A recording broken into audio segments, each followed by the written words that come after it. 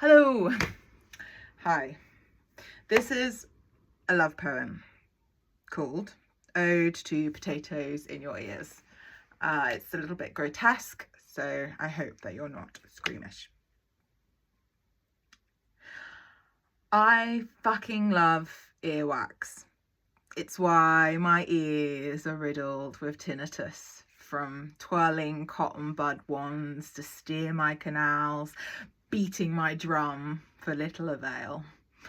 I haven't bought buds in years, but I've got mental rabbit warren maps of where to locate them in every friend's house. I can smell them, feel their presence, boots, makeup counter presence. Pound my ears, let me feel it at the back of my throat. It all started in the 90s in the back of a powder blue Vauxhall Astra with I Met Fungi the Dingle Dolphin sticker. It's where I noticed my cousin had potatoes growing in his ears, a thick brown potato with a bean juice blanket. We laughed about it, but my eyes were open to a new world. I went to school and learned that farmer boys were often full of gleaming golden ooze, too busy with their cows to bathe, wide-eyed, locked on the prize I cannot touch.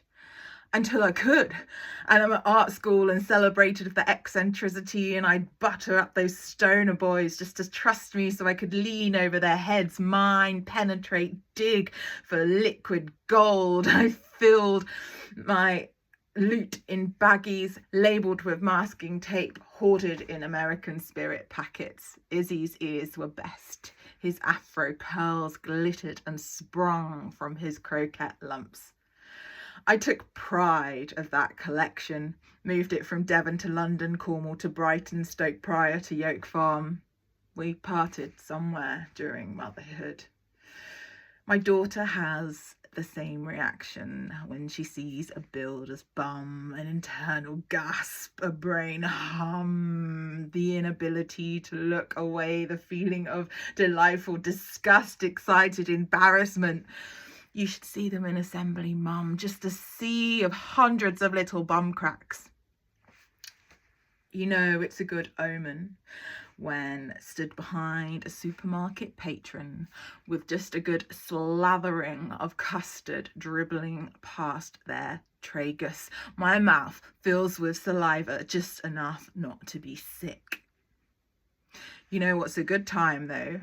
We once had a Jack Russell called Tipsy. She had a total ear canal ablation lateral bulostomy, which meant her ears were sewn up and new holes were drilled into her head like Frankenstein.